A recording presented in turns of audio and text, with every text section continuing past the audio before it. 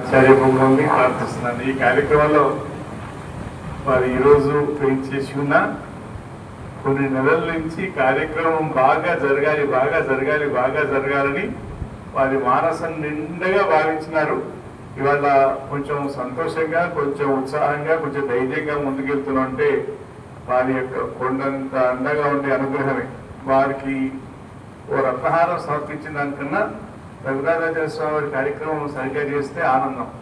వారు ఒక మాట అన్నారు, స్వామివారికి 2-3 సార్లు ఈ మాట వినిపించారు. అడిగిన సతల స్వామి వారికి బాగా ఇష్టమైనవి రెండండి. ఒకటి ఆ బృందావనంలో ఆ రమణ ప్రీతి ఆ గోపికలతో కృష్ణ పరమాత్మ సంచరించిన చోటు పడుకొని పొందాలని, రెండవది మీ శ్రీపాద దగ్గర కూర్చొని మీరు గ్రంథం సాగిస్తే కింద కూర్చొని సేవించడంలో ఉండే ఆనందం అన్నారండి అని 3-4 సార్లు అది వినవించడం జరిగింది. అటువంటి స్వామివారు చాలా ప్రేమగా ప్రోత్సహిస్తూ బాగా జరపండి అని ఆ మంగళాశాసనం చేయటమే ఒక ప్రేరణ, ఒక కారణం అని చెప్తూ ఎన్నో విఘ్నాలు వచ్చినాయి, ఎన్నో ఇబ్బందులు వస్తూనే ఉన్నాయి. అయినప్పటికీ చేయగలుగుతున్నాం అంటే త్రివేంకటరమణీయం లోపల ఉన్న స్వామి మా ఆచార్యులది బాగా జరగాలని ఆయన గట్టిగా పట్టుకున్నారు. ఆ త్రివేంకటరమణీయం తిరుమలకొండ నుంచి అనుగ్రహించారు. వారి దగ్గర కార్యక్రమంతోనే ఈ 2027 పుణ్యక్షేత్రం తర్వాత కొన్ని నెలలకు పెద్దలందరినీ వేచి చేసుకొని అక్కడ మాత్రమే కార్యక్రమం పూర్తవుతుంది. కానీ కొన్ని గ్రంథాలు వస్తాయి, కానీ 1 సంవత్సరం పాటు ఏ కొత్త గ్రంథము రావు. 1 సంవత్సరం పాటు ఏ కొత్త గ్రంథము రావు. వచ్చిన గ్రంథాల గురించి ప్రచారం చేస్తూ ముందుకెళ్తాం. కొత్త గ్రంథాలు పెట్టుకోవడానికి స్థలం లేదు. ఇవాళ 2200 గ్రంథాలు పొద్దున్నే తెల్లవారుజామున వస్తే అవి ఇంత డబ్బాలు అయితే తాళం తీసేవాళ్ళు లేక, లేకపోతే అవి తెచ్చే పరిస్థితి లేక, మోసే పరిస్థితి లేక శివనగర్కి వెళ్తే మళ్ళీ అక్కడి నుంచి తెచ్చుకోవడం కష్టమని ఇంకో దగ్గర ప్రయత్నం చేసి ఒక 2 గంటలు కేటాయించి ఒక దగ్గర పైకి ఫస్ట్ ఫ్లోర్ గ్రంథాలను పెట్టుకున్నాక ఇంత విలువైన దొరికింది కాబట్టి దీన్ని పంచడం కొరకే విష్ణు సహస్రనామ భాష్యం కొరకు ఎట్లా మనం కొంచెం ఎక్కువ ప్రయత్నం చేసాము అందరికి అందాలని ఈ రేపటి గ్రంథం అందరికీ అందించే ప్రయత్నంలో 1 సంవత్సరం గడుపుకుంటాం. తర్వాతనే 2027లో మళ్ళీ గ్రంథం. అప్పటి వరకు గ్రంథాలను ఆశించొద్దు. కార్యక్రమాలు కూడా వరంగల్ కంటే బయట ఎక్కువ జరుగుతాయి. వరంగల్ వాళ్ళ దగ్గర ఉన్న వాళ్ళు రావచ్చు. ఇక్కడ మనకు అబ్బా జరగాలి అనుకున్నప్పుడు మళ్ళీ కార్యక్రమం పెట్టుకుందాం.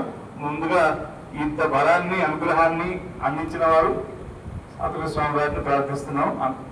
మంగళాశాస్త్రాన్ని అలాగే శ్రీసూక్త వైభవాన్ని అందించవలసింది.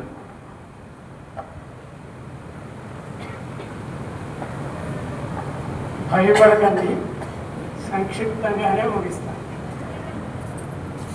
ఎంత మధురైన సమాపయేదని చమత్కారంగా చెప్పినా కడుపు నిండిపోయిన తర్వాత పుచ్చుకునేది చెంగుబడి మొదలుకుదా.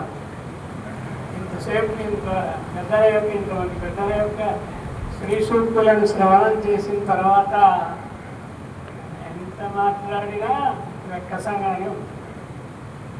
అయినా మా స్వామివారి యొక్క వైభవాన్ని 1-2 మాటలలో విజ్ఞాపనం చేస్తాం. మన సంప్రదాయంలో కారుణికుడు అని కొందరు ఆచార్యులు అంటే, పరమ కారుణికుడు అని మరికొందరు ఆచార్యులను అంటారు. ఏమిటి కారుణికులు అంటే ఏమిటి, పరమ కారుణికులు అంటే ఏమిటి అనే విచారం వచ్చినప్పుడు ఎవరైతే తమ సమకాలంలోని వారిని తమ ప్రవచన గ్రంథ కాలక్షేపాల ద్వారా తమ ఆచరణతో శిక్షించి తరింపజేస్తారో వారు కారుణికులు.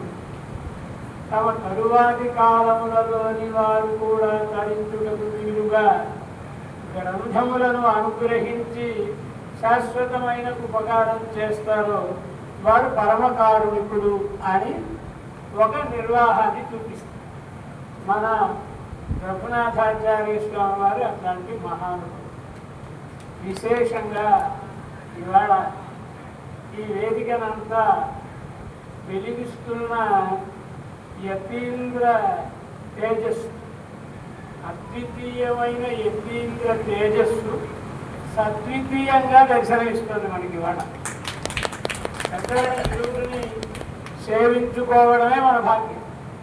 వారి వలన ఇలాంటి మహానుభావులను పంక్తి పావనుడు, పంక్తినంతటినీ పావనం చేసేటటువంటి మహాపురుషుడు. మనం ఏమైనా మాట్లాడినా వారి ప్రభావం మన మీద పడి మనం అలా మాట్లాడతాం తప్ప మనలో యోగ్యత ఉంది కాదు. మా ఆచార్యులు రఘునాథాచార్య స్వామి వారు ఋషికల్పులు అని అంటే సరిపోతుందా? ఋషి అనే అన్నారు. ఋషులు అనేక ఉంటున్నారు కదా, ఏ ఋషి అని అనాలి మన రఘునాథాచార్య స్వామి గారిని. మరి మీరు అందరూ భాగవతం భాగవతం అంటున్నారు కదండి, కనుక శ్రీసుఖ మహర్షి అనాలి. ఎందుకు శ్రీసుఖ మహర్షి అనాలి? సప్రమాణంగానే చెప్తున్నాను. ఎందుకు శ్రీసుఖ మహర్షి అనాలి? శ్రీమద్భాగవతంలో ప్రథమ స్కంధంలో శ్రీసుఖ మహర్షిని వర్ణిస్తున్న సూతుడు తం ద్వ్యష్టవర్షం. ద్వ్యష్టవర్షం అంటే ద్వి అంటే 2, అష్ట అంటే 8, 2 16. 16 ఏళ్ళ ప్రాయము వాడు అని చెప్పాలి. షోడశ వార్షికం అనేది చెప్పచ్చు. ద్వ్యష్టవర్షం అంటే ద్వి అంటే ద్వయం అంటే, అష్ట అంటే అష్టాక్షరం. మన పూర్వాచార్యుడు వ్యాఖ్యానం ఈ భక్తుడై ఎడియవన్ ఎట్టినోడెనం గైత్తినాను మనం దానికి కట్టి అని ఆడవాళ్ళు సూక్తులే. ఈ 2 మంత్రములనే తాము నిరంతరం స్మరణం చేస్తూ ఉండేవారు రఘునాథ దేశం. కేవలం అంత మాత్రమే కాదు, శ్రీసుకుని ఆచరణం వారిలో మనకు కనపడుతుంది.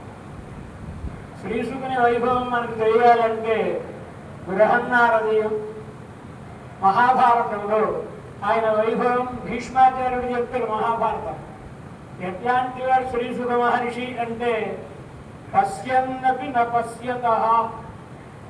వ్యాస భగవానుడు మరి నాయన చదువుతానికి అబ్బింది, కానీ ఇంకా పెద్దవాళ్ళ దగ్గర తెలుసుకోవాలి, జనక మహారాజు దగ్గరికి వెళ్ళి చదువుకో అని చెబితే కాలినడకన ఈయన జనక మహారాజు గారి దగ్గరికి వెళతారు. వెళ్ళినప్పుడు నగరంలో అనేక వింతలు విదూరాలు ఉంటాయిగా, ఇవన్నీ కనబడుతున్నాయి. పశ్యన్నపి న పశ్యత, అయినా కనబట్టలేదు. చూస్తున్నాడు కానీ చూడటం లేదు. మనం అలాగే మనం వింటున్నాం కానీ వినకలేదు కదండి. కనుకనే కదా ఎవడో కళని ఎంచుకుని విట్టు సిక్తర్ కేట్ తిరుప్పర్ ఎందుకు చెప్పాలి? మనం కేట్ తిరుప్పర్ కాదా? వారు కేట్టి అదన్ బడి ఇరుప్పర్ అని అర్థం చేసాయించారు. విని విన్న రీతిగా ఉన్నవారు వారు, వినడం వరకే మనం. అలా ఈ సంసారంలో ఉన్న గృహస్థాశ్రమాన్ని స్వీకరించి ఉన్న గృహస్థాశ్రమం వారికి పట్టిందా పట్టలేదా అంటే చెప్పలేం. గృహస్థాశ్రమంలోనే ఉంటారు కానీ వీరు దేని ఎందు అపేక్ష లేనటువంటి మహానుభవం. ఇలాంటి వారు మనకి దొరకరు. ఇలాంటి మహాపురుషులు కారణ జన్మలు. వెలుగుచర్ల కందాడే గోపాలాచార్య స్వామి వారు, అస్మదాచార్య రఘునాథాచార్య స్వామి వారు, జనజీవ స్వామి వారు, ఇలాంటి వారందరూ మహాపురుషులు. యుద్ధీశ్వరుడే వచ్చి ఇక్కడ బంధింపబడి మన మధ్యన అలా కూర్చుని మనం ఏం మాట్లాడుతున్నామో అన్ని పాపం ఒక్క మాట అనకుండా ఇది ఎలా అంటావయ్యా అని అనకుండా వింటూ ఉన్నారండి. ఎంత ఓర్పులో ఉన్నారండి. వాళ్ళ ఓర్పుకి మనం కూడా పరీక్ష పెడుతున్నాం కదా. ఇలాంటి వారు అవతార పురుషులండి. భగవంతుడు ఏదో ఒక కారణంతో వారిని అవతరింపజేస్తారు. కనుకనే శతాబ్ది ఉత్సవాలు కాదు, సహస్రాబ్ది ఉత్సవాలు కూడా ఆ కాలం వారు చేసుకుంటారు. ఎందుకు చేసుకుంటారు అంటే వారి గ్రంథాలు చిరంతనంగా ఉండిపోతాయి కనుక ఆ గ్రంథాలను బట్టి చాలా చమత్కారం. స్వామివారి గ్రంథంలో విషయం ఎలాంటిదో విషయానికి నామకరణం చేయడం కూడా అంత విలక్షణంగా చేస్తారండి. వారి గ్రంథములలో బుధరంజని ఓ గ్రంథం. ఏమిటి బుధరంజని గ్రంథంలో విషయం? శ్రీభాష్య సూక్తి సాధుత్వ మాలిక. శ్రీభాష్యంలో భగవద్రామానుడు వాడిన పదం ఉంటుంది. వ్యాకరణ శాస్త్రరీత్యా పొసగుతాయా పొసగవా అనే దాని మీద చర్చ చేసి దాన్ని సమర్థించినటువంటి గ్రంథం. ఏమంటే ఇంత ప్రౌఢంగా ఉంది, ఎవరికైనా అర్థమవుతుందా అని ఒకసారి సాహసించి అడిగాను. అందుకేనండి దానికి ముఖరంజని అని పేరు పెట్టాము. అంటే మరి ముసలకే కదా అది అర్థమయ్యేది, సామాన్యులకు కాదుగా. అంటే అట్లా ప్రౌఢమైనటువంటి గ్రంథములు అంత సుకరంగా మన సంప్రదాయాన్ని ఈ లోకానికి అందించేటటువంటి గ్రంథములు స్వామివారి నుండి వెలువడింది. వేరే మనం ఏం శాస్త్రాలు అవి చదవాల్సిన అవసరం లేదండి. ఒక వ్రతం పెట్టుకోవాలి. ప్రతిరోజు ఉదయం మనం పరుగులు పెడుతూ ఉంటాం కనుక రాత్రి పడుకోబోయే ముందు రఘునాథాచార్య స్వామి వారి గ్రంథములలో ఒక గ్రంథాన్ని ఎంచుకుని ఒక అరగంట సేపు, ఒకరోజు భార్య భర్తకు వినిపిస్తే మరొక రోజు భర్త భార్యకు వినిపించడం అనే నియమం పెట్టుకుంటే ఆ గ్రంథాలన్నీ కొంతకాలానికైనా మనం అందరం అవగతం చేసుకోగలుగుతాం. నిజానికి వారికి ఇచ్చే నివాళి ఇదే. వాళ్ళ గ్రంథములను ఎవరి కోసం అనుగ్రహించారు? మన కోసం కదా.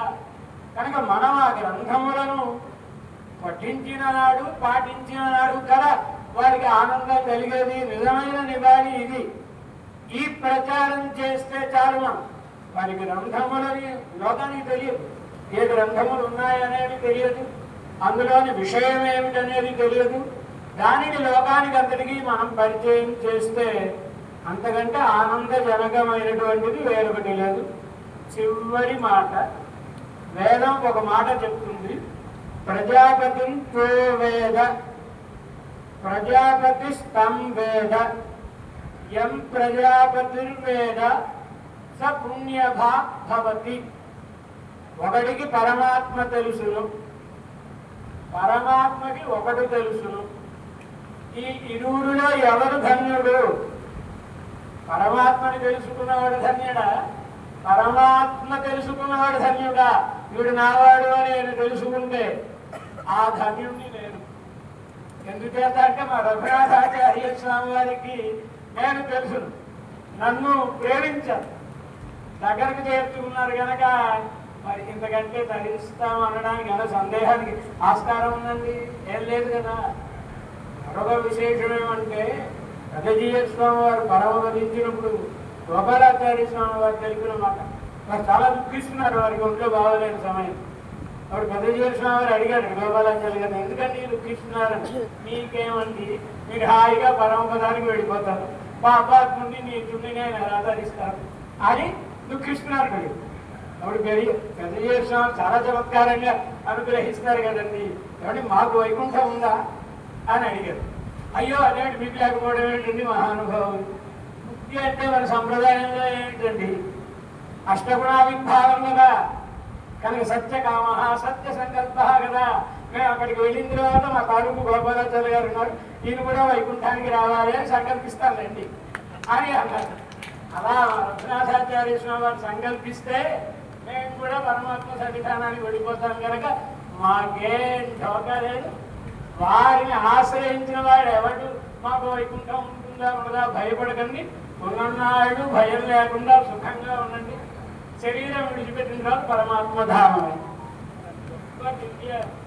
సన్నివేశాన్ని, ఇంత గొప్ప సన్నివేశాన్ని మా శఠగోపాచార్య గారు కల్పించారంటే ఎంత ప్రశంసించినా తక్కువేనండి. మేము రఘునాథాచార్య స్వామి వారి శిష్యులమే, కానీ ఇలాంటి కార్యక్రమాలు మేము నిర్వహించగలుగుతున్నామా?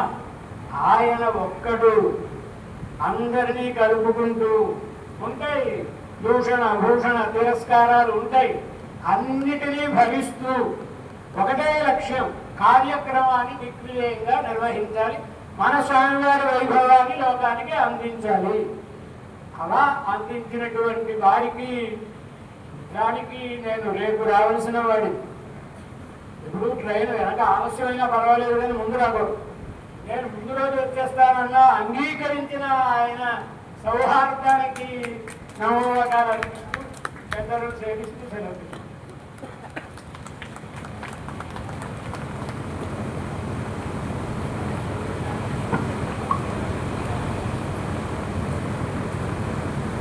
స్వామివారి మంగళ శాస్త్రం.